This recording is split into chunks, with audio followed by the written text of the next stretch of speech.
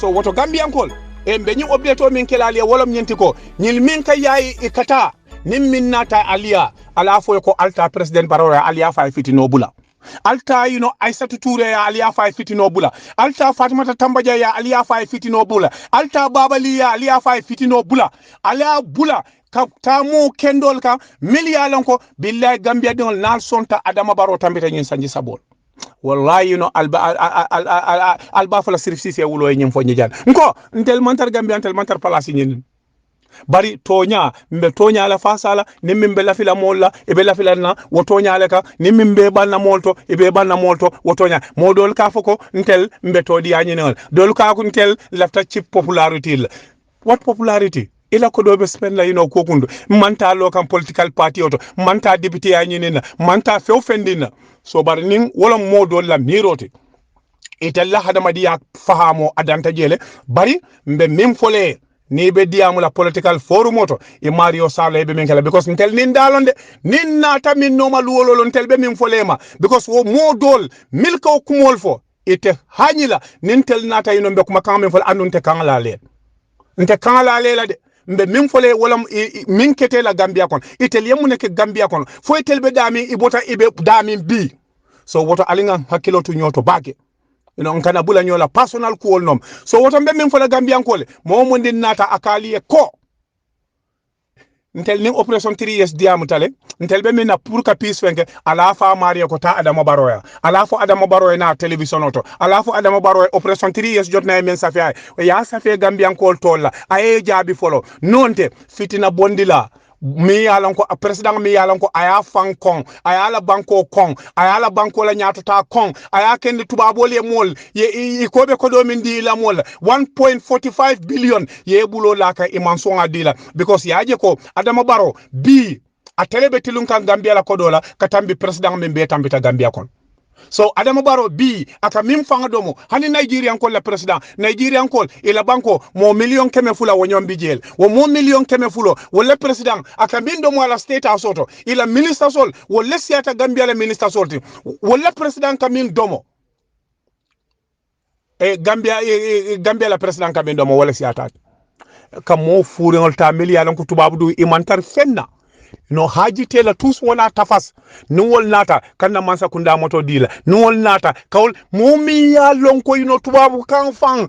wal ay abala fa warta bake bari muneketa e tubabol ko kunol mi ya lonko e tellong dampan kilenti e kati because President Barrow he cannot defend the budget mi ya lonko ate ayole landi banko mole aka an arrogant vice president e vice president mi ya lonko wala kunno kuyata vice president lol beti dunia kon aka okay bar député ol mba folale nal sonta al sita Aissatou Touré nata aka bala firinto kumo faali e wodulato al mam bala firinto kumo faali al malonda la palasoto wota tel dipitol atele babula kay ni nyantantel do tar national assembly lenu tombi atina national assembly ko ten mba londi la fanda kay itandala ko yenyin kalabante yala ki jam fo ya jamme mutaye soron musomi yalan ko ite e kaddingal bampu e kaddingal kono maya kar kononto ite manna wo dingal bo banko ka wande dingal bo banko ka Aissatou Touré nene man ku kendo ke Gambia anene man do ku ke Gambia atata musol la nya katata aya fanke wala kata ka tuba bolta kenati ka kodol tebul ka kana la dimbayal balun Gambian ko yelol so woto memem fola Gambian ko le ni mosi fal ni lom molti million ko imanyana kala hani saji kantalati Gambia ko sako ka ken na vice president not so woto Gambian ko al nga finte nga na banko ta tapalewol bulu al nga finte nga na banko ta musu kalabante ballom nyenti nyi Aissatou Touré anim Fatmata Tambaja nyol kata ami bojam suso nyol na almal hakilo tu nyilto ibenna banko dundi la nyotol ando muso masi bo alinga kata be nga boral so woto mbal be tentula mbal be jeyla al nal badi malum Sirif Cissé operation 3 years jotna so woto mbadi alal hakilo mbemol hakilo bulandil ngam groupe do soto ikotel ko itel mu civic right groupe leti e kata molia e kafo molie ko itel be molia marra pour Gambian ko le ngake kilenti inintel operation 3 years jotna diamutale ngakata Gambian ko le fata fitinola mo kilimbe kono atomu dudu jata leti bari nyin dudu jata abe baro for 5 years le kono bari ikata talending anin dulalto koytel ka moli ya marle pour moli ya kata ka bote fitinola e mbe min fola Dudu Jata e ani momo ni mbe baro for 5 years e fitina bondila man tambe baro for 5 years la fitina bondila man tambe Adama Barrow la Gambia kono al finti Gambian kol nalbe fitina bondila nalba bulo mutala number 1 Gambia kono e Adama Barrow number 2 Aissatou Touré number 3 Fatmata Tambajang number 4 Baba Lee nga Baba Lee moy la aba fo kanko lolo ya tiol akol le lota jang wolle ko banko la loi Baba Lee abe men ke kan Baba Lee be fula yala kara e kay franke Baba Lee mu alma mo menti Baba Lee be fula yala fasa kan jang nso ko indi nyoma bawo alota jana ko mama kande ko itani Adama Barrow mu fuloleti alta misilime keba min boko Baba Lee nyi lebe na banko dunka nyoto Baba Lee malafi Yaya Jammeh because Yaya Jammeh mu jolata Baba Lee ntel manka o dingote ntel buka mo support pour ila sioka yosiaji so woto mbe min fola Gambian ko le nyin groupol mi yaran ko Dudu Jata wole be nyato dol ka fay du Jata ba din Gambian kol ntel operation 3 years jot na lodula abe anotol andu ni momanta diamla na manke president Barrow nim president Barrow man so wala karotil tan nin kononto Gambian kol al nga finti ngana demonstration o ke kote so woto mbe mi yitandi lalla momo ndin Natalia e kaliye ko ntel be min noma mbe min to pour ka fitino bali Gambia kon ala foy ko alta diamu president Barrow President Barrow le be Gambian kol toñinke President Barrow lon fitina bondilati ala mambe tambela tankala president mi yalon ko fitina bondilalo ala mambe tankala president mi yalon ko ala miro manjamfa ala mambe tankala president mi yalon ko ate amalo munom place min babul ala kumma yaade alingan hakilotu president alaman be tankala president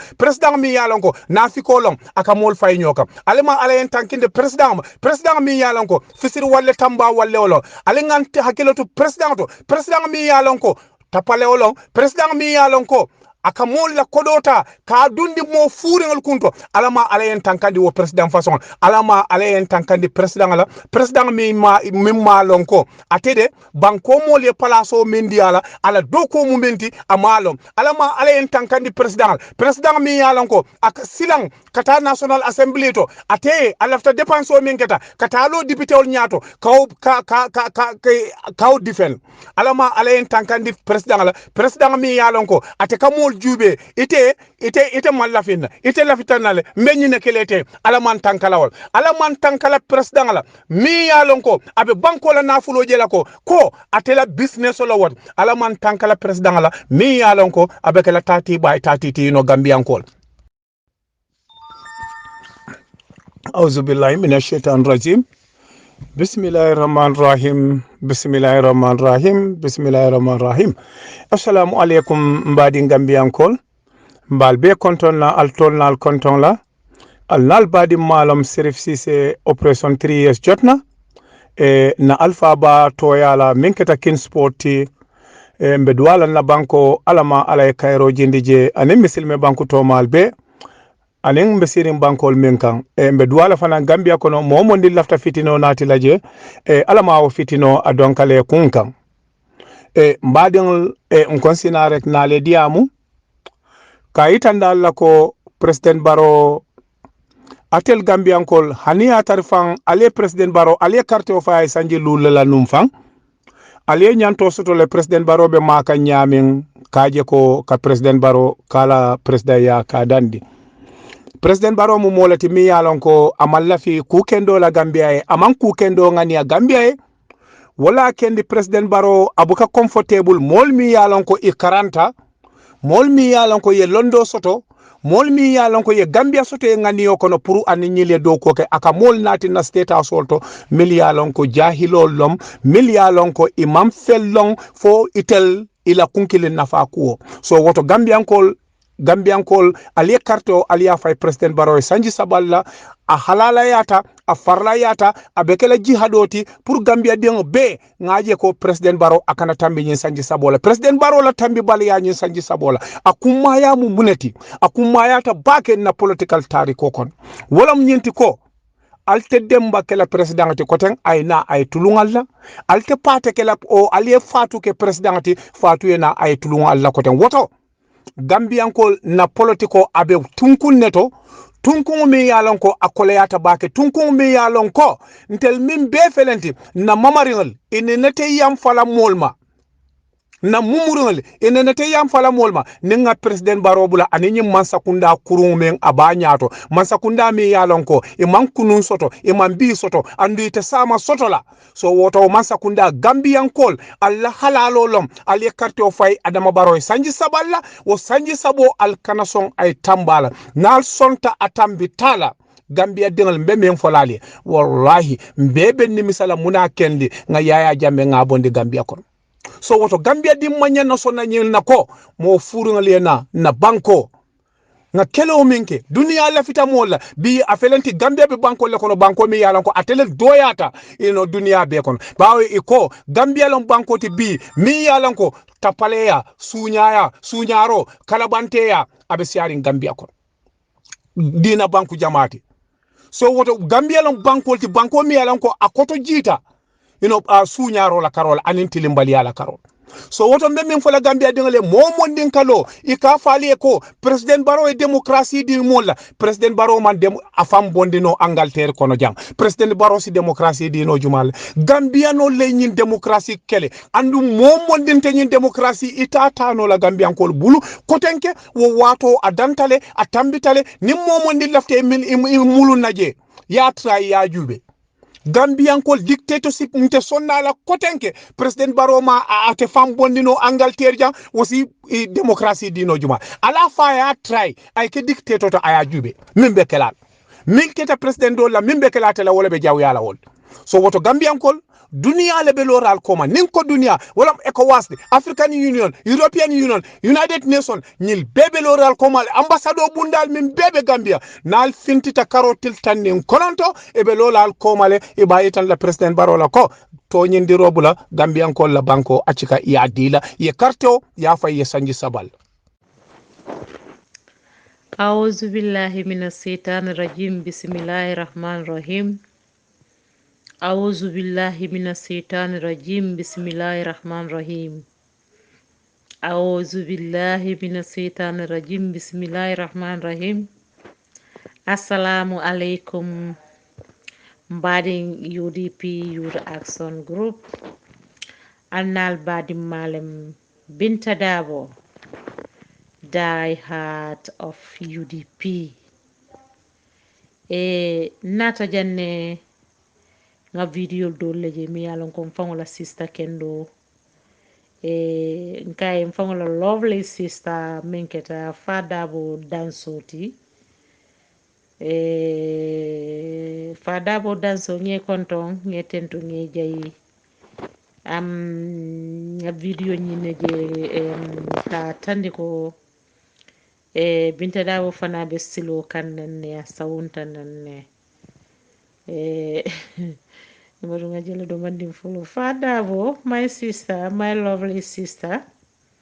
oto mbelo la janne memu toñati mbatane la badi ngambiyeno be mbatamira birinjam fo diaspora I Binta Dabo Juuf I am a die heart of UDP mamira any inches mbatano la kabo UDP nte UDP mbawotolo fo daima UDP ni mo be bota je mo kilingo membe dasala UDP wala munte Binta Dabo. That's why I call myself die heart UDP forever and ever and always. Mpawala sister Fadabo Danso. Yes, ndolbe mu badin kilineti. Bari politiko tonya Dawda diata moye katara woleto. Koto mfango doma ibe dame omu baro la kampolti ntepe dame omu UDP la kampolti o manna hadama yatinya anatenna hadama yatinya la fana Fadabo Danso ngaye mfango la lovely sister nimbe to fla rek I like it yo bari yalong nyim video ka tandiko Binta Dabo fana be silo kan ne ngado moy duma faka falta no kan janning oba fulalta no kan alta baro no kan tumando nalta ta baro no kan adama baro fon president adama baro nalta ta no kale no kumo fay abal jabile men tumando albo soto lale alsina fintina liyo fana fo yes nyina mu kumoti President Adama Barrow hani ya sada la faya la sada ni kay ko na ni kay ay kay ko ibadi la day hadlal abe jon ko to la moro ko to la ba fa la moro ko du kare yam fanye ni yatra modo bi jen sa di wala bari nyin dindi ngo te nyin soto no la nyin ko hani nga muneke hani nga data si moro wuli clean ko to hani ya tara nga nyin ko du ni ka to molo kono ni wo kanyen te wo soto no la because ni mur yal day hadleti Adama yente tara UDP la tata fana bentula UDP le adu momo nata UDP ni tata fana bentula UDP de mbo wotole yo diamo men soto tanyu wato kono ntela diamo mbo folale ngawo fole hani dawoda tonya na nata mba satalan ngafo nin tonya nata mfongola karola fana mba folale o ben kono le de mbo folale fo daima moten stop ndi nola wala ka tonya fo ila ka fo moli o ma mini ko kila patio gasti gidle wo kila patio la doya no ni nga tonya fo moli ni nata nga tonya fo o ma min ko nga patio la doya mbet patio sembentu yala full time full swim day and night mo be yalla ko te binta dabo die hard of UDP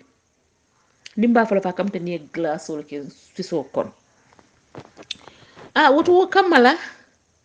nata janka saniyandir ke ko fadda bo e video membula manken na kuma kanti baro biya kata woto bo kon tefele jahannaba dimba wulengo baro la camp pour yente sungo je woto yalla tete arjano fili la je UDP mu arjana kabilo leti baro la camp mu jahannaba kabilo ti tete tano woto ha because arjano mo le bo tule koma tete arjano tula non koma de yo ni membe UDP membe baro la camp ala enjoy ntema momota kula yo mbenna UDP la limbula ngato ko do ko woto ko di ten sambala moto ten sambala newo ten sambala yes ntelam die hard of UDP ha barto nyambo folale de la moten stop ndi nola wala hani mba me ye wulu ani mfa to nyamo bo kan stop ndi wala nta hormanta yakala bar me mutonya ti kila e men fos alay min fo kila sallallahu alayhi wasallam barata walla fo bintol fananata wo kono woton tebe barala nyine la fo daima wallahi li azim betonya fo lan dala mba fo lan sondomo la mba fo la dawda mba fo lan nawala wo mammin ko no tonya fo ba wonte yubi binde dabal kallo jang ko alinga luntangol welcome ninna audio be mo jama bulo kono me yalon ko ke forward alinga kampangol yele ngam mol welcome yenanan nimmen nata UDP bi inata kunu memmeta je yembele kanyanta je nal bele kanyanta je woto wakamala nindiya mo findita imam mula kumo keso ima sotono anyininka bar ni yaje nyim miliya fa barola mol benza atol fa ngala yatinna because ila mo ni diya mo ya karola isa UDP kanu nyawonya yale te man tambi wo mariti ika mari kumande le bari yena lo foru moto ibe diamul fole min yalon koy man fenke so no mari fana findita nanga juso bota kanna kumo jele dal nate safu ko ndamal le be nyola atara ku manke ko ndamal le be nyola men mistake ko bota dame men findita nanga kamola kuma kam fotandi dama ma fotandi dame so bari barola kampoto auzu billahi minas shaitani rajim ndabinta dabo barola kampoto ni yenjije nali yenje barola kampoto almon nyada sutede nali yenje barola kampoto woto tente de binta dabo dole but not binta dabo juf o binta dabo die hard nay ntente so wo kammala nata finti jang ninyim video fangonte man na barola mola ku fo jang. But my lovely sister, I like you and I love you so much and I respect you. You are my younger sister. So I love you still now, even the camp killing. Yeah, Father, I love you. Yes. So barku memba nyama. O video manyana fintila kantofo kafoko dai har fana beslo kan na tananne. Fodo ka fo nga fo ni altal no ka alnal ben tarajanne de ba furuta fotilo boyta alna ben tarajanne de ba furuta fotilo boyta barola kampoto ni ente je woto woni jahannaba dimbala kanyantanye so jahannaba dimmani men kanyantanye munante bita barola kampoto ni ano hada alka men dunde alla tv media alka alfa ngo jelole di yandi yal dai hat wo ba no to lota jijala fo daima dai hat UDP men ka fan ko mandi dai ko ni mol bota UDP mo kilgo membetula UDP binta da bolam dai hat of UDP mo kilgo membetula UDP ndala hani pa Usenu Dabo wala bota UDP nte bi yele ha nte mo UDP la dai hat walati hani ya tara mo be ko di UDP la binta Dabo ta ko di la no UDP la foroya mun kan na julolti ngan kan odi le already so nte mur la koma foroya mun kan wala juluti ngan kan odi le nte mur la no koma ko di ten sanna nka do muro kele be masur nka dunga diata nyamen so mune bente sila barola kampoto baro mi yalon ko wobe sanjani tarte abe wala tarte ala tarte te mela fan oto waiting president is lawyer Usenu Dabo waiting government is United Democratic Party akuyatali adiatali for the United Democratic Party next presidential election or next government obekela UDP government inshallah alama alay benyo sindala alama alay UDP patio so wala kilani saibolo hormoto naluti hormoto mbani fala duwa hormoto makka ni madina hormoto alama UDP masakunda lo ranyim bango kan zip ba on tolle baro fintindi oton tolle ngama saya soto wotekelan tolle fenti oto Usenu Dabo is a waiting president miyalon ko barawo itaria fogasal pagal sabagasi UDP government wala kanana akuyatale adiyatale ha atol fango yalla na ta make no la de barola campo wol yalla noko ala domo kodo bi ala domo momoy harje mu menti ala domo ndema momuta kula fon fentata barola campo me muta kula bari mo tande samba no la barola campo de nte bota molle bala min yalon ko ha la sele kende balo mi yalon ko tamba bon sungo Daba kunda bon sungo no ntete jijala ntemu yuru sumbale ti mi yalo ko betuturi UDP ko do dum dim be tuturi UDP ko do dim nga balu nga branchol fay ye spirit itata dula beto spreta nga spreta dawda so woto ninna yulubulo tata menketa nying 26 no men bota kono woto yiri sumba men be ko mambo le pusu kam pour ngata londi state house ko dum ay ke UDP government ay ke UDP masakundat ay ke UDP leadati woto UDP masakunda inshallah ni ala sonta wobe soto la nyimbanko kan woto waldiamo kanyan ntemo UDP dingol ntemo UDP 100% ntete jijala UDP ntena to bola UDP nte fu UDP mbijeli forever and always and I will stand for UDP I will fight for UDP mbakalo kala ka UDP sembentu ya suto anentili ndema na palasi ngin la UDP de ndemo UDP la foot soldierity ndema na palasi ngin nim palaso lente sinu tan ni yorta sit barale UDP kul je dawda binta dabo bo makka makalaji yo nadiyamo ka tonya ko mammin ko nti be sinula kande oto na sister kay fawna lovely sister fada no ndetitala no forya mun kan wala julolati ngan kan wadi le ngan ko wadi ngan kan wadi ngan singo di so sila on kanyon to UDP forever lemde nte ngan na mol tara UDP le andun te betara UDP le nte bani mfa ngetara UDP le nte fango mama kono to min kete kebati jemmeti wolle ni UDP lo so woton tebe wala kan wala no kan fo UDP for daima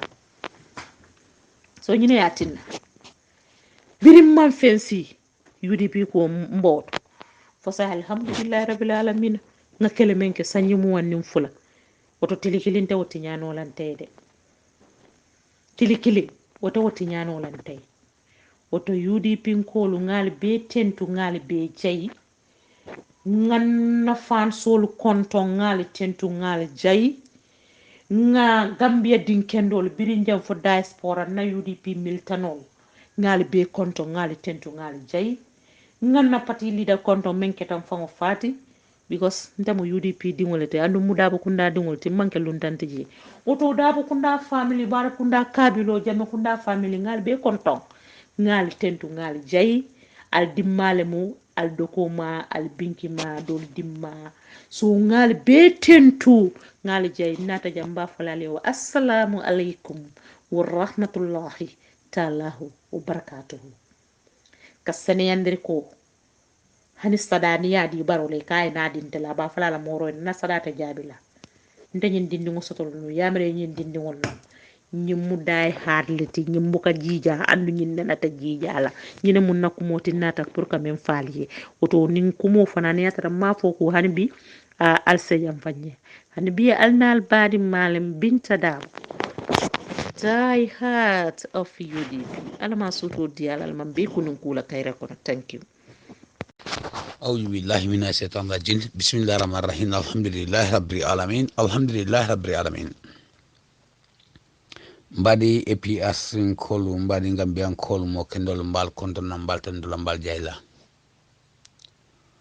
kunu ngakuma kango dobondi eske kumuno babala bilemba nakuma be menka ole fele nintin to la islamo eske islamo nga nafa neba nafa membe islamiya la ite muslamoleti ite ko muslamoleti ifama islamo ina islamo imama islamo ite wulta islamo yawle kono ye kandi Allah subhanahu wa ta'ala la kuma kangola mbari ngol Allah subhanahu wa ta'ala kuma kango ya gelema ya kaitu babu karangoti abikerin hanni ma alquran karanyawnya yetu babu karanga alquran be de mutu babu karangoliti Allah la kuma kango sa yelema furi sa kotondo mengen te jakan dul islami yala islamo ite ko mislamoleti lungo ite la ni ndakli woni nenne kafu ashhadu anna la ilaha illallah wa ashhadu anna muhammadu rasulullah sallallahu alaihi wasallam ni ndakli ngo ni ne ba fol allahu akbar ni ndakli ngo ni ne ba allah alquran karana tulo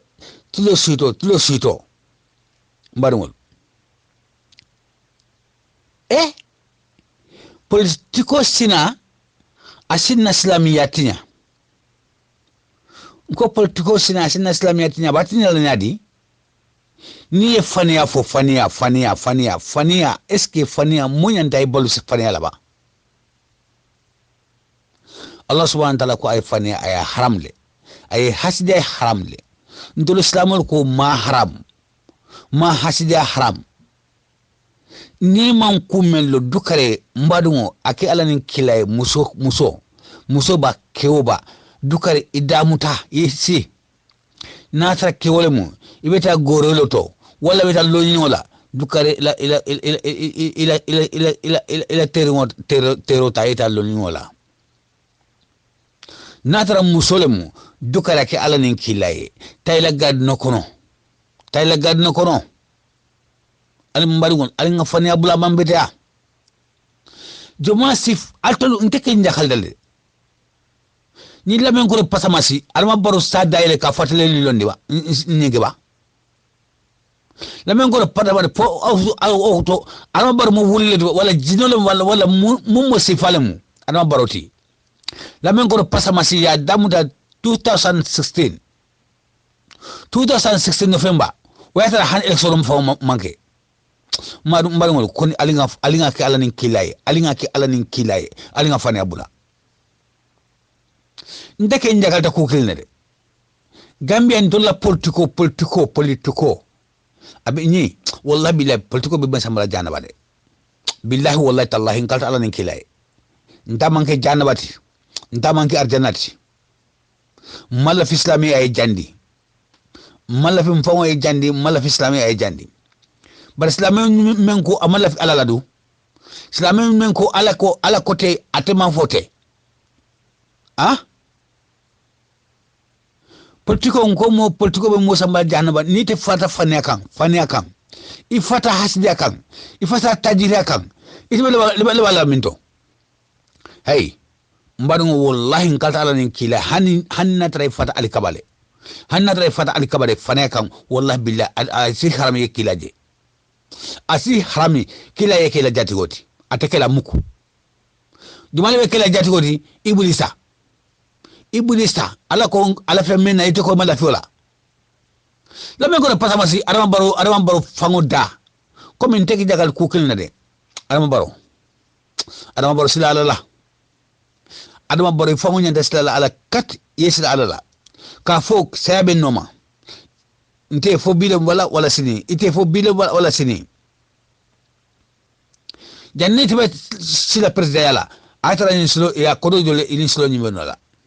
ite fa mum fo baraku na metilo do iko e president membay ole ni silo dara ifana mina silo dara la say ni te be sawna mulbe afola adama bar le ni silo dara adama bar silo de bandara ah adama bar silo de bandara al sakrini wa أعوذ بالله من الشيطان الرجيم بسم الله الرحمن الرحيم الحمد لله رب العالمين APR5 kada kamare mekan khaki kan Muhammad Bajaga kenya ga ler kata kai kana ga hakdo na qatrin hibane de islamago man kana na islamago ha islamago ke kundu wa ke be kamakundu o kisman islami o ko islami o man islami o haba islami o manu gabara humbeno o habanu gabara humbeno o onu gabara humbeno o kutu ona kenya don din o somundo mondi o to nyara o kenya na lahila konne nga ora kenno gondi ada maremme angen ni saminya anga sadi nga sumunu ko tokkota angen dan kella gabane kana la ilaha illallah kono kana ashhadu la ilaha illallah sayyidina muhammadur rasulullah sallallahu alaihi wasallam kantin allahu akbar kana allah ayanun kono kana allah digan kannon kono kella gabane kundu salli waru ku karagisu angen nyangilli anga tele salido almami batenga maremu hasa ngen jallen kori amma ka garen kamma hasa ngen jallen kori amma ka tajira kamma hasa ngen jallen amma ka nafiqa kamma hasa ngen jallen kori amma ka bisen konna gondo nafiqa kamma maremu onta du korsini ba kani allah subhanahu wa ta'ala adi jannaba da bari jannaba islam min buina aga buina de nge menda munanga buini nda munda islami aga buini ko islami abuini be man kan aga buini alla gati kila kebe anke tanki malakenga anke hankal kai odan ke politique be kam oga kamakundu ke politique na serem buna na ngam pita jahannaba no gondi because man hani oto na ke gare konno ke garan konno kunu kello sunu mondi ke gara konno lo sunu mondi nanti barawna kille no baruna kan kille do bari kela men ko pasamasi wallahi billahi tallahi kunati allah baroma har kasbando warke ama kasbani ke kille no gondi kela men ko pasamasi babilin mansa persen jamme yaya jamme anna ke kille qalsi lagaji na wutuna bugandi na kenya gala kollin ngola bina golli ala sura sikela kenya ila ke kille de pa 2016 kenya wote makine safe kenni barongen wol nyeba barongen jina nyeba kuna gaga ma feren kono arbar himme kun khorongul li honne kono khorno sono mumbo bitendi kono khoron kanu allay korna ke gara konne ngaraba my friend anganta humbe to dokodo anyata alla di farana kuru anta di lumugita kangana tan na garenya ko ti baron na ke kile do anna gara koreko putte wallahi ko bada Allah nanya ngata tay anda gara koreko angati awanyamene baron kendi awanyamene baron kenya de ka baron de ke qalsi mo sutu anta qalsi ke bo sutu ya jamira ke qalsi bo nobe maru arabu nyen ayaji wallahi Allah subhanahu wa ta'ala banatu sino manime ya jamira ke lemen ko pasamas ki le mundunu ke lemen ko pasamas ki le akasi manime kamo hilli tan nakate milio USA dollar kamo hilli tan nakate milio USA dollar lemen ko pasamas maremu kono koron kan wallahi kono koron kanu Allah korona ya jami hasda gum go sunu mani ba kono koron kanu Allah oro Allah gemme malenki ma khubare nke manke malenki ma khumare baroni megara ga barakunda midin armana ko atiga perta ke be kata ya jame anda ke kille wari kha war kille wari kenga daga sigi nanti ke da kille wari mare mu kono koron kan wallahi kono koron kan wallahi ngatu baron ke anda kan wallahi wallahi billahi baron da kan Allah gindo kamse na an ko Allah da kan Allah baron ngana nyaga kan Allah baron ngana islam hakka nyaga ni mu'mini nyaga ni baron de men kar nanti ka president o mundu baron ni mere men kari nanti na pensa on kita aha ya jame ko karanta man sa kita baron ni mema ko ba ati de men karanta man sa kunna kita Allahu akbar marem kono korom maganya aka armaro mesu angana kara hasda uno garambini na kama wallahi billahi tallahi ko yenti allah nke haqqaleti arjanna nqalleti jannawai ka anyati ndena farenga de anyati ndena farenga ke qonna ko ke hasda ko ya jamme ngi qonna ko ke hasda ko ya jamme ke tambile hosina gara golebe dar gambe no ni kam pesda ko ni gambe ga ke no warni ma ko sama so ko kala so ko hakkalan kan ni ba kharda neba gelli baro ngena gana ga bakkalan kan gandi o ko hakkale ma kan ko hakkalan mo wonda kat o hakkale ay mo wonda kat ana fam baro ma gole so gambia baro na gole man kam kundai ma gambia kam har balde wado ngono kono tongo mi dangani ma friend kono khoron kan wallahi ko ta be gambia aro asdal me gambia kusuma na gai man ta kunna ke awti garnya kama assalamu alaikum warahmatullahi ta'ala wabarakatuh yo harsa aga mo go beketa o hay katta higa hilliri taymu lirindi bo sibiti ngota nyani motonu suga parne alla du ngendi angara wado ga makatu hokkonno moton khibarendi o ma hidu kulle kita moton khibarendi moton nangamo be gan kawarni kattoy do iga moton pasini hibey angara wado ga mo hokkono kada kenni kay inshallah yerdo ko maneke ko manero ke taymu ho gan kawa sira bakhe be sahana nga gan kawarni o wa konna ka suda kantoranko koro sundungri on daga o constitution o loi o righti ona defendi ona nchigay kenyani mankange he o he kanita inshallah na sigi hanani diga mana ngabe ngayre mfalli kora nasima hatemta bakato kenno o men mobilisa haja binta saba haja binta damfa kenno regional piaro samba jawara ga wata unere inshallah kenita na trinki hana katakane nuari adama jakuraka abaraka bake abonyalama ayafa nyama bol nyama sayenke janingan na diamula do fanan nati na alifali hanisay komi abenyame be dua danila na sefu baye menketa alaji mandu jawlati ala ya min jojo amamme bake mbala dimbal konto na sangola be konto na sunola be duwala taala fala si nemanin ka faraka ay laja sona be alaji baccio sise konto na ani wuli isla sefo ibrahima sori juwara ani alaji chokke jallo ani sandula sefo ba mba fana konto na ani nkotoma base fuladu is ala sefo alhaji amme minke kurbale mbal be konto na mbal tendula mbal jayila nyaaje mbatol tofo kam mbal tofo kam men ka wolum amanke politikoti ni mbel ka fo sanji saba musole ya sai ni kudo mamata jam malo atel dumbe dala kala nyari an sai ifele bismillah assalamu alaikum bismillahir rahmanir rahim alhamdulillah rabbil alamin alhamdulillah rabbil alamin ngala ken ndaka jabinda dam fa ndele be diam kan raji bula kanto rabbe tole yala ani fu banku worulo be tole yala mbe diam la musol neon la jam alhamdulillah rabbil alamin mbe kondon do folo kela mbe na banko se fo folo kondon na mbe na kiyamano kondon mbakaro sise awa mbe adama japura ka kondona na fama mbe kondona se fo tole yala siku samura nge kondon mbake katala bali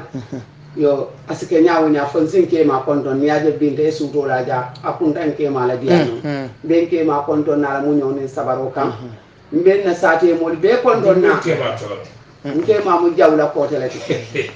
yo mbe sate mol be konton na sa me sate fulo ane kantora muso be musu nyaton ko fen na be nyin kantora le ngabe konton awli bande tole ya nyaatu jamba nge konton baake e nyima konte karawol nge konton baake yo alhamdulillah na biya mu'mina tilina da minna kam fate fente banku do kola mu kanyo ma koy kanyo hakkilo bulandi kanyo fatandi ku jawoli ma na diya mo betilina wala mu nyin 3 years ko 3 years meni ya lon ka ko we ba fo kan 3 years ko ni mo ni da ba kan si da ba kan ye hakilo ba kan ye hakilo lo 5 years ka bayrin kule mu anda manake ntel la kambia ja adu hani kambia e bantala president ay si 3 years IG ntela dindi yani na bilu mutema nemenaje nemena moy yo mo keme denda ko menna ni mo tanko nyimbe kela mo tanko non to wo ka ta kela jona ta be kela ngamira mo tanko non to le ta nyande kela ni 3 years abako ni kuma bo nyal banko be man si ye nyimfo kwale so mo dama ne site ya wole man ke ka banko mu mot yo ni kuma mbo nya woto 3 years ko ni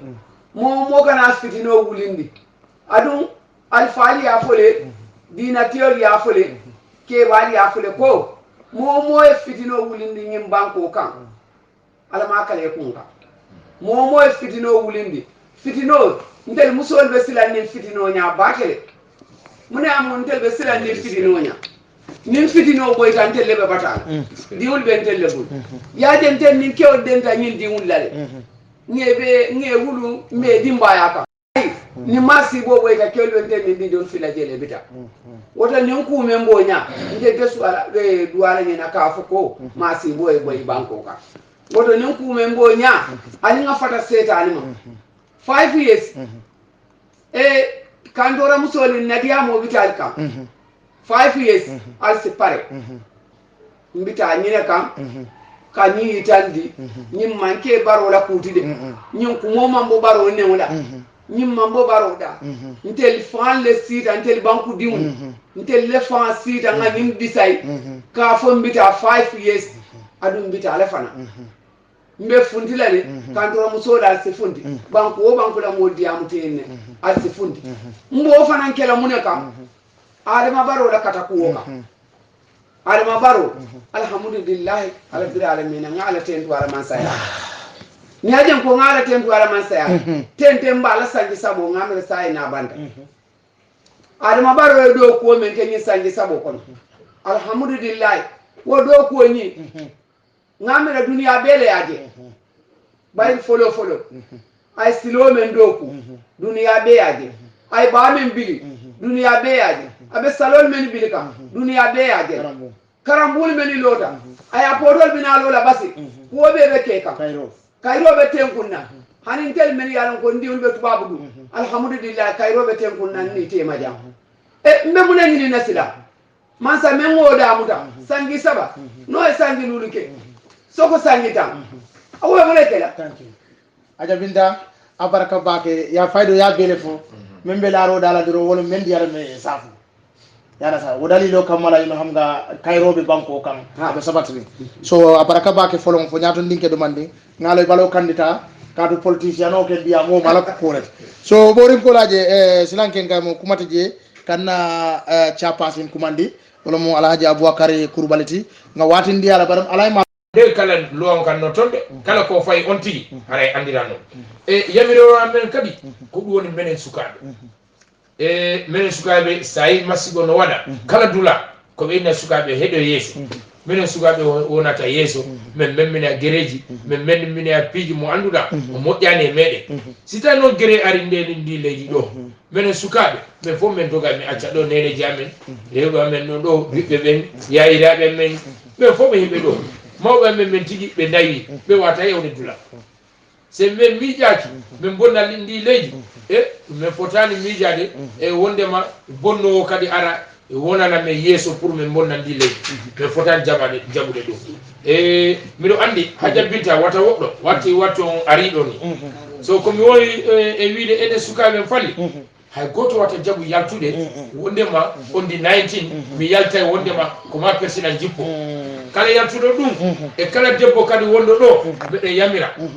hala ɓiɓɓe ma hala ɓiɓɓe maɓe hala musidɓe ma hay goto wata yaltu inne ami ko hare mi yaltinoyta wondema min de ko ma yimɓe ɓe yalta diya kuya président jippo kala waɗo ɗum ha loi o ndene toon te noon kadi abbiɗo loi o iɓe kadi no jogui yimɓe toon so mi yamira e on tan ɓay haaloɓe no heewi mi andi bosan e coton fewɗo ɗo mo faala hay hoore no huuli allo assalamu aleykum waaleykum salam bisimilla yo inchallahu munguɗo o kansulonga o gara direkita dingira suyi ke ngani o leydi kansulonga ke ngani hawli bande o wa kuñini kumbolu samba lahi anna kuñi hulan kamen di ay hawli bande men salminima kumbolu nder kantoro fof ɓe andi elo watto gasi kono noon mene andi hawli golle ko mbaɗɗa e nder kantoro e ha joni golle ko wonɗa wadde mene gandi mene jiya mene andi hello kola allo waleykum salam allo yes salamu aleykum waleykum salam aha bisimillahi aleykum salam aha ntulo ɓeela kata radio ra ɗuman ndimbang aha allo bisimillahi diyam duron mbe moy kane hello kola assalamualeykum aleykum salam yes sir docteur oy afo piyaro ko aha nafa es jabay belgo pareri le sa insan ko ko bonita ngal monito thank you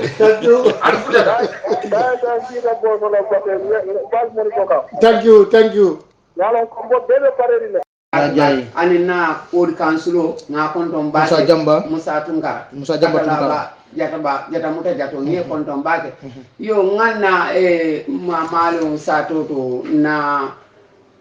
samba bayo widi skiaman ngie konton bake jata muta jato lo ayem fasa bake ayem ma koyle akal musol mobila sale ka musol nene ka musol kachandi kam fatani setani ma kallo ku kendo ka na konton bake ngan signol be konton adu mbe alaji darame konton na mbe bakar kamara konton na mbe bakar fati konton na menna mo ku to konton na membo ko fa jabi same koto nge konton bake nyima fati nge konton haja ka samadin nge konton bake abaraka bake samba jawara translation to fatfado ya okay olum toron ko dum tan men salmini on tan ha joni no boso ame wirini tan Alhaji Boubacar mene yarani kombo wondema ko fitina mi yaltinta walla ko hare walla ko yendugol walla ko sonko ɗum naɓani men toon minen ko jam e tenkere e dejere e nder leydi ndi ko ɗum men faala te noon o ɓeɗo ko ɓe wiɗo ɓe salmini kantora fof ɓe ittani wona sarankulle wona pullo wona ceɗɗo wona jakar ko kala wonɗo e nder leydi kantoro ɓe salmini ɗum te noon minen kadi wonɓe gaɓe e nder Gambia ga min salmini onon fof debbo e gorko suka e mawɗo komi woni e wiide tan e ñande ase min fof yemin yaltu saare wo saare no jogui e yeesoɓe ɓen no windude ko yimɓe jolo foti yahude Congo so ɓen ɗon yeesoɓe ɓen fendu o wattu ɗo mbeɗa andi janggo kajiji ɗum fof arana men ka office ɗo ɓe andi tan watton kay gasi kono ɗum ɗon wona basi samma fana ɓe kontonno anin fana ɓe mellala jemɓe alifal be danila alimami ba alikali ban alifal mume ɓe mo be danila yeduwa mooli ay ke ñimmata aɗa ñimmaɗata hani sise kana wula filo ka ɓe alifal be danilola nobota jee mbenna alifal fana tentula mbe jayila tamba sansan mbenna alifal be kontonna mbe tentula mbe jayila a musu kunda ke kunda dindin kunda ɓe mo be kontonna ɓe mo ɓe tentula mo ɓe jayila saynke gamara ñanco isi layno yele o kono na chamano si kacha do manding wala yes janding téléphone be yele la comme min fon comme ça c'est banco mo kemi sa wata lulu wala fota ça fait rôle be keri andum me mo hakil bulandi la mitino be keri dalta kan na mitino ke dame be mitino soto la sama mo le na nga pol ken su nyoka nga kafu nyoka nga jibe beta parendi la nyami so mam mo bo moto hani bi ngamira nyanto Malik Sane téléphone la no si yele no say mi be banta wala fanan si kafu kol fana be silo kan silanke ba fatale kantron kol fana futata jang kantron kolu me nyaato kaya wala mi la ila mobilisa général ti wala mu adama jakura kati a fana be jang adama be bismillah ila worin ko laje na women mobilisa kantora muso jataba a fana be jang ajaratu binta damfa same kuta a fana be jang aninna PRO general the international PRO of the PROs so mbe fana biya bismillah ila bar janne mbe tala mbe diya modi ala na mobilisa général la adama jakuraka a faransi diyamu kantorankoli mbe hakko dan la nga aplan nyame wala muninti komi banko tilikili mbar wato la deto kamma suudo la deto kamma amanke no nya barbuto alhamdulillah adama ini la jama al bismillah yo mballi auji billahi minash shaitani rajim bismillahir rahmanir rahim assalamu alaikum wa rahmatullahi mare kantoranko nanti mare gambianko bo diga mun ti gawon taka diga mun ti kantora to diga mun ti Gambia to nyai yes gati Gambia ko 5 years and peace building yo Kenya ni oga ta wara jo kedi oga hibe no gondi hiani aga jonkoy oga atakini antaka wo luwandi o luwanna madaga o sartina madaga ora madaga kambi cegarno diga men no gondi ngata wene to krisun to ngako be no goro wara kenga no general chairman nga kenga ni alaji Ibrahima Sanya yo kenno Sanyamba o wata ko leren ku nei ta to nga tikantora su kenga no sefunga Alhaji Bacho Cissé kenno o député gorenga kenga ni bileji tunkara yo ana kunnu nyai nati kantora ko assalamu alaikum wa rahmatullahi kenno Gambia ku tensu o ga jonko wini kebe no gondi Kenya ni Gambia for 5 years peace building bo sere sugadi anya député anya kansulo anya président angara ko cenje dona kendal le ko nangara ko cenje président mana nyanci angara ko cenje dara ke mana gani mani sere sugada ko cenje di serenda bo anna sere dara 5 years ana ganya tawo 5 years ngana timme Kenya député anya président kana ille sugandi den dabar ni kana daga election nga kana wote ka woda wari o kuro ko cenje di président baroda 5 years ay ora sedo député nda 5 years ay ora sedo councilor nda 5 years ay es chairman di semti serega nati nanti kenna nyanka 3 years ya maren soningo on ka ona ken ningira uto ona crossi ona famo ona tu nanti sere sugara nyi men nan ka wini Gambia constitution lu angara hibe ko ara 5 years ya ko ke 3 years ho hon tari bononi nde halle ho hon tari sa jamanen caage halle ken ni kay bo kana to kununga ora jama constitution ke lu angara hibe ko ada 5 years ya ko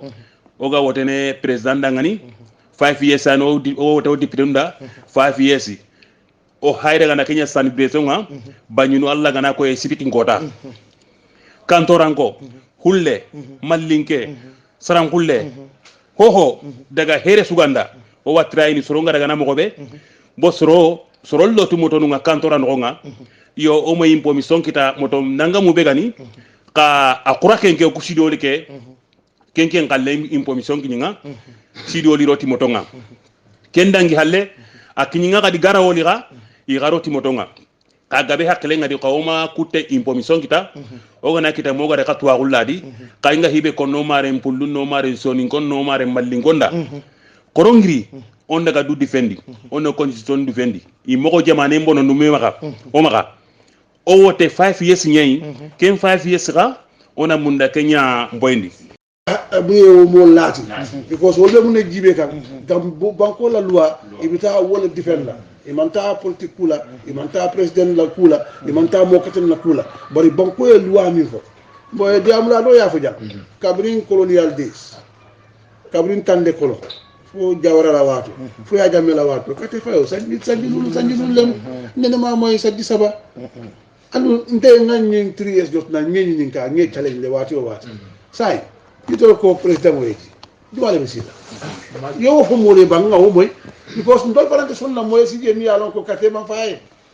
kate fa mi e pour woye si sanji do moro ngaw bula ay si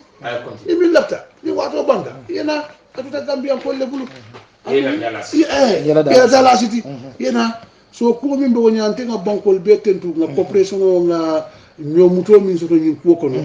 bankol bebe nakan mol be la hajol bulakan dula jampata nyawnya ibe nakan ibe be lafirin kaironi den ko e sabati na Gambia banko kan o kamala mbal tentu la mbanjala iko ite mi yokumandiro ite be fe yalla mi yedam wala be sobe la so wala abaraka ba mol be tentu la mbe jayla aw do yokumandiro kele tankumba so on contente auto ba very good abaraka ba ke chairman janimbe rang fula janna han sayen sinna alifal konton alaji kibili jakuraka sudwol ma konton namba tentu lamba jayla honorable Umar Sompo Cissé man sa jambe konton na be tentu lambe jayla alaji Diallo na secretary bi fam be sire ngole la siran kanjang as far as Gambia for 5 years is concerned ala na chairman fana banko kan be konton na alhaji Ali Kono Touré anala committee bal konton na alhaji Mari Konate mbe ni la committee konton na alhaji Ibrahima Sanyang ini la committee mbal konton na mbal tentula mbal jayla ila molu be jang ibe diamu ka ila moli tumado inshallah nadi ala isawo be kelele alhaji Sille Diallo mba konton na Wuli East alhaji Faseni Baro mba konton na anala committee mumebe mbal konton anwari on jarama sukran barakallahu fikum min salmini on musidɓe am fulɓe musidɓe am wonɓe Gambia musidɓe caggal Gambia min salmini on min yetti on min mani on min jaari on ko enen ari ɗo minen ɓiɓɓe leydi Gambia sukaɓe mon ɓiɓɓe mon taniraɓe mon moɗi mon ɓiɓɓe mon kadi e worɓe mon ko kamɓe ari ɗo minen wonɓe gaɓen yeesoje amen on koto an tigui wiyetede Alaji Aboubacary Coulibaly kanko heɗani men yeeso fi ɓantaren leydi ndin e bantare deftere leydi ndin ko wi kon ko ɗoni duuɓi 5 si haajere ferama ko duuɓi 5 haajere ferete kadi ha duuɓi 5 timma enen noon Aboubacary e yimɓe makko ɓen ɓe ari ɓe holliri ɓiɓɓe Gambia ɓen wondema ɓe nanino e ɓe yii e woɓɓe kadi yii wondema kamɓe ɗe ko ɓe faala duuɓi 3 Aboubacary e timmu makko e yimɓe leydi Gambia ɓen kadi holliri wondema ɓe haalana ɓe yimɓe immuɗo ɓe ha ɓe wawi wiide kamɓe ko duuɓi 3 e mawɗo leydi o jippo ɓe yaha wotte kadi e ɓiɓɓe lan e Gambia wi ɓe kamɓe ɓe famani ɗum kamɓe koɓe anduno gila Gambia hetti hoore maɓɓe e nder maccuɗoya makko ko duuɓi 5 président Sa Dawda yo Allah hinnomo ko arno ko duuɓi 5 wotete président Yaya kadi ko ari ko duuɓi 5 e duuɓi 5 wotete o président arɗo ɗo kadi on kadi ko sartiji ɗi ko haala ko nder ko duuɓi 5 jon noon min nani yimɓe woɓɓe kadi iwi wondema ko duuɓi 3 kamɓe ɓe wi ko ma mawɗo leydi o jippo so jippani kamɓe ɓe jippinanmo forcé min hollira ɓen noon kadi minen ɓiɓɓe leydi Gambia minen kadi min jaɓani ɗum minen ko loi on ko wi kon minen ko ɗum min aɓɓi ko ɗum noon min jokki te noon ko ɗum woni loi on kadi kala arduɗo hello ko allo assalamu aleykum allo aleykum salam aɓeɗi jama rek nanga def jama rek netuwo koman senia elaradio salam hello nanga ref mbimi ko gonɗon ko eyi si tawi i wawi won yamirore eyi kala mbo annduɗa wawani ya kombo eyi kono wawat heɓde koɓa kunda walla alo eyi yu arne heɓa dental hollirowo yitte mumen eyi bayi on kan no foti won on yiɓe heewade kono fof wawta yaade ko gonga e ko gonɗon ko eyi mi holla on ko yimɓe ɗum debbo o wi eyi yimɓe temedere eyi misal yimɓe sappo jalti eyi min mi wi ɓen yimɓe temedere eyi si tawi immete e Gambia han ko yimɓe tato yalti ko ɗon gonga wiɓe hoɓɓe bonnat loi ɗum wata wonde ko heddi ko fof noon eyi anniya mumen e yiɗde mumen inchallah ko tawa e bukku o eyi gila mawlude ko cukale hande ɓe woni mawɓe eyi yandi yoɓe acci ɗum toon ko ɗum won gonga e nder haala ka eyi ɓeyi duwaw to don gonga inshallah yayi inshallah kala inni do jaran Jara. leydi jam hey inshallah jam yahat arta jam ha to suudu inshallah ko dum men tori on duwa nemane inshallah ko din duwa ñu men tori on yo Allah waɗɗum amin amin kala tokkiɗɗo ren a artuda amin hanaɓe kala miniti mu wanneti ñanta téléphone line ol yella fo mol sin danku ok very good bismillah chairperson أعوذ بالله من الشيطان الرجيم بسم الله الرحمن الرحيم ببانكو مول بي كونتون be alfal kontol na bo gouverneur la kata sefol alkalol kaltulol nyatonkol musu nyatonkol fondinkel mo be kontol na to na kontol la hani bi atako kilimo la gambia for fire peace and peace building be parandiro la pour mbe tano la nyami kata solidarité majla ndol ta banke gerewoti de ndol kata solidarité majla kata kalo kayita ko banko duwaye min fo wala nyanta sabati la woni bondi ñoto domandi tol kata wole la protest gerewo wala mu kata balambaya yita solidarity wala mu ka fen kafundam mi yalon ko woni silo tata mi yamoy solidarity wala mu ka kafundam oke fenna mi yalon ko anin silo tata ndol bita kafundam wala ke kan fenna mi yalon ko anin silo tata ndol kata wole la ndol manta gerewo la ndol nin kam fate ntol nin fikinote ntol nin kelote wala na wolum mo bebe fen ko yolo dunna white ayita ko lafta kayrolel wala yake Gambia for 5 years and peace building kayro min bijam na sementu ya ay lo ay sabati na bankol be jay surtout kantora banko mi yalon ko bi muy la longolete yemu ñayni sabarita na jimaran kol folofu ba wala lu ima ñomaynu atinna imanna so ito natana ka wolfu ye demanding fo hani bi ka nyokundi lem to bele be banku kilim bele be ngani yakil kantora ka bo sefo la kata alfa al bilbiji alaji kibili jagura gani alfa ko to mul alkalol ni nyaton kol milbe kantora banko kan be wol be control la be tendula be jayla ba on ajen tol fon ngol be hani la ka diam alfa le be nyato alfa le silo wala ni halin na regional executive mi yalon ko Abidjan wol fana yem bambu yem mako because ndol Gambia for 5 years na partnership le soto ndol lin ka fu jabale bulo bi yoko mi yalon ko ibe lafirin kayro din tenku sabati banko kan because hanim mol mi yalon ko ban tara ni ibe political party dolto wol be dabe na kafu luwo ni futata Banjul allo allo bismillah ko radio base yes ko sare golina ɗum ɓe programme ma he bismillah ciamene papi amen gila hanci pokkitani kombo ɗi ndewi lawol matade pokkide sareti jiɗi ɓe pokkiti hanci komin ɓerti Adama Barrow muñe ha ase Adama Barrow foti wanno ya jam mi wattani kala neɗɗo gonɗo e leydi naɓat mboto suudu gonɗuɗo Adama Barrow gorko ɓuuɓata gorko wulan eyi basi ala ko julɗo ɓe gaddanami motoji joyi sare gubuta motoji joyi a ciyaman no nanama sare goli ciyaman no nanama kam mbiya ciyaman mi salmini ɗum o nani o salminima awa ɗum ko haaju awa basi ala hello kola jaguraga koye bela leydi council of control na yes ɗum ɓe nomba fokan secretary c'est nomañinta bela matan okay 3 6 55 692 momondi bela matan baraka bake bo nyama ko maria mo nyamen 3655 692 3655 692 3655 692 GRTS lemu ani Gambia for 5 years and peace building Adama Jakuraga nyaadi lemu janyo hello kola na allo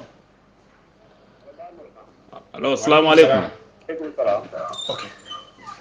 an kan ne mutu naam mbejang aha barakallah Balanding Camara ay kabo minto Chamoy Chamoy Baba ni kama Chamoy tumana and Peace Building. Baba Ndaketa di. Yes sir. Good.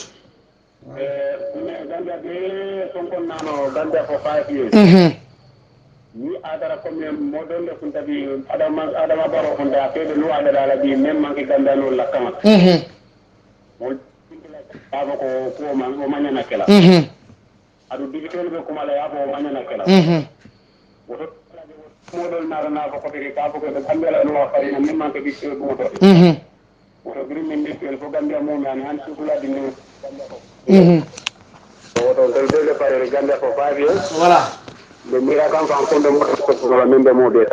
Adun tubado katol be ke kam babandi pour nin kam moto fanan kana manke tubado inshallah nadia alaye am moto be sol la membe mol sambala doron dala atere munna vice chairman oti tumanna babandi kamara wonnen ko hani tare do ade dala e wone ko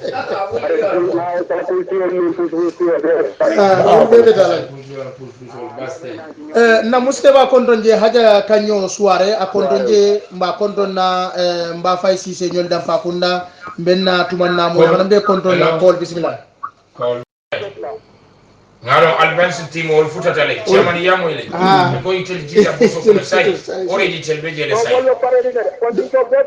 docteur abaraka dafa es jabay the youth council URR abaraka bake maintenant tumanna ko kontonna badari kundamu dingiri 2 minutes 2 minutes le tuta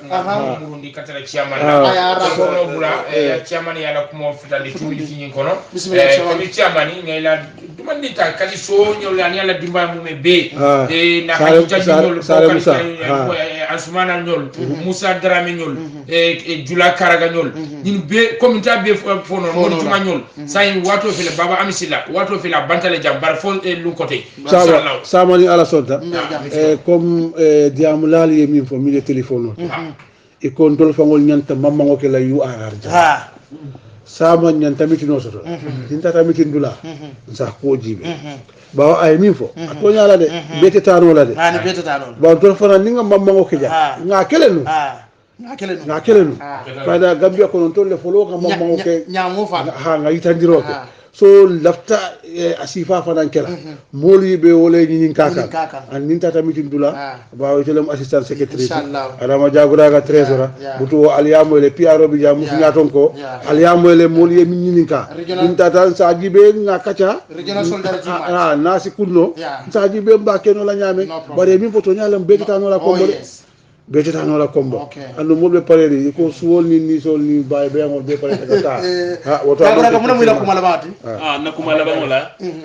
say kay ko ngena lady council konto wolle mi hawli bandeti min tata dawda atele ka konko bonni mola atele ka mindongo bonni mola mba kontol na ani la jegi committee o dronem aga binta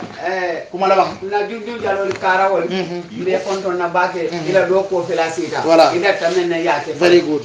mbetuma nabe kontrol na sate ba sate tan nani sai bebe kontrol na be tentulam be jayila fula kunda mande ko kunda sara kulle kunda birin chammo e saloto fokata sara alfa bal be tentulam bal jayila ba fala nal badu manuel le mu gambia for 5 years and peace building alaji abubakar kurbal la jaton kaya kono ani alaji jallo secretary adama jakuraka di trésor ndefan kundi transport committee la chairperson mais mo be tel la mo be jayla inshallah sama fana me murol nare nin tilifulo me murol nare tubado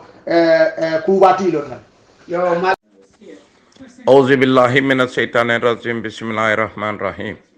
be gambian kol be kontonam be tentulam be jaylam be the right honorable Fabakar Kekendo Tombon Jato Jata the supreme leader Alhaji Yaya Abdul Aziz James Jonkun Jamme Babili Mansa so gambianolo bim finditana pour nga diamu wato sitale aramisa men kana memba kan that's the DD for Gambia adum ba kala kulu ani respect on mbunya la kono APRC we need nothing more less than 400,000 people wota nyin ko manke ka fo bakare jetela waran usman waran bintalam waran fatulem nyimu APRC beleti ani meye Yaya Jammeh la masakunda support kaka tama nyame kontanta kolale aning mellafta bankola kairola woto APRC kolu taimo sita wato sita momo yela dulal konkon ya expect ko motol men albatala albe fintila na nyamen be ngana APRC la National Executive Committee led by the Right Honorable Fabakar Kekendo Tombon Jato Jata mbe fintila nyamen kayitande dunia mo lako nin keme mo kemele be Gambia mo taworo wulo ni lulo be ko Babili Mansa muruna nyimbanko kan because Babili Mansa is a citizen of this country adung mole mata me yalan ko first class citizen oda APRC kolu ntole simmem fono ala tulo fa radio la kumola ala tulo fa so called human right la kumola ala to fa for victim center men yalan ko ka advocate ala tulo fa fenna ntol la pameto ngadi Adama Barrow Masakundala through IG la office ka make sure ko ntolo la fita fintilal oto APRC kolu ntesi men fali ngale tentu ngale jayi ko toste men kana memba kan we are coming out what in the interest we are coming out lafta moye finti nyala so much so that many ya expect ko ikamira ko APRC manke Gambia dingoti ya lonko APRC 3/4 of Gambian population is with APRC what nu wabe caring APRC kolo momo haju tamola mo kana fanya ko wolon nga hajolo soto mo kana fanya wolon tebe tabirolla mo kana fanya ko wolon ntetata do ko walla momo be do ko la ibe mansa kunda kono yetela do ko la momo be do ko la ibe mansa kunda kono yetela do ko la ntole be finti kan anin Cairo anin tenkungo anin khoromo anin bunya ntole be finti ka walla momo dabe fitina koto hani me fan associate to APRC ntol ngam mellong nyim banko ka wala ka respect ka bunya ka finti kuma kango ale senea mammo bula diamula mambo bula nendirla mambo bula hanni moye provoke da bondige APRC gake ngalama APRC the Right Honorable Fabakar Kekendo Tombon Jato Jata and the entire executive committee will be out Thursday coming next Alhamis Aramisamen kana memba kang woto ni momo APRC isi la hajolo talato anin tenango yela hajolo kumfa arabalungo yela bursol dung ye mandaraga famfemu APRC mandarakor surtout yaya jamme ko be famfembal momo sadunno ya dunnan woto APRC kolo ati sato momo sadunno ya dunnan laftam ngabo nyoto woto APRC gache ngalama alba kata kan albe kata kutula kan al fintinya makombe caring APRC on the preparation APRC is preparing APRC God bless and protect the entire APRC ala baraka back. Breaking news na badin Gambiankol tonya na badin Gambiankol nka breaking news o menke breaking news o men yalonko a seneata sew breaking news men yalonko tonya lemu breaking news men yalonko mba bondi kan bansang UDP la bureau to bansang bi on the 8th January 2020 badin Gambiankol opo folatula député o Sana Jawara hani Alaji S Dabo Kombo Bir Kamala député o wol nata bi bansang bari yemitino ke bansang badin Gambiankol bansang la bureau UDP la bureau yemitino kije na inside al membije mbewol tentula mbewol jayla parce que wato wati itellaka kibaro dinna kibaro melanko abe seneyarin sew na inside ay mune fobi iko UDP kol bi yemitino sotoje niaje Sara Jawara ye Alaji S Dabo nati Alaji S Dabo abe UDP la executive o atarata je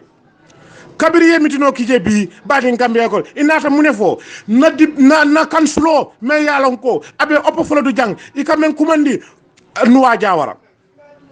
nuwa membe jang kanslo lemu a winta UDP la tiketo bari nuwa tonya a lota UDP la tiketo bari UDP kol man karto fay nuwa la doko kabiri abe kansuloya nuala doko kabiri abe kansuloya kabiri ya jamela wato abe jang aketa kansuloti government falinta nuwa lota kotenke a winta bari kabiri a lota UDP la tiketo UDP kol membe bansanja wala wuli ka nuwa kele ka modo londi kamodo londe pour wo ye nuwa chalen bari nuwa ye nyirul liparo me yalan ko dunya bebe wo fokan sain kabire nuwa jawara ye wolon iko bi ila mitinoto iko nuwa bukata UDP la biroto iko koku membe kela UDP UDP la kota bansanjam nuwa buka mabe je so iko inata bi pour kan nuwa bay iko ilafta nuwa bayla bi ila biroto na inside ye même fo iko nuwa abe resign la wala kukilin ke alfal membe UDP kono bansan kono to jambi bi woli ye wuli yeta atini nuwa ye kacha ni nuwa lafita katara UDP tiketoto wala katara UDP kono to ay taraje ko wato ko ku membe kela UDP la ko nuwa ye mabe je ni nuwa man song awa nuwa nyanta resign la from UDP iko ni nuwa man resign itelbe nuwa bayka badi Gambian kol al UDP la ko cross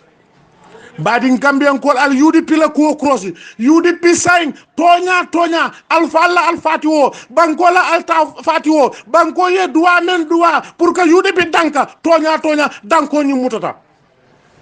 UDP ko sign ibe mu nekke kan ibe yaay kan ñim banko kan kam mol bay ye député jelu bay amam me 8 MPs ye wala bay sa e muruta ko tenke ibe muru kan sulol ya inata bi bansang on the 8th January 2020 ba 2 o'clock ye wo mitinoke bansang la office oto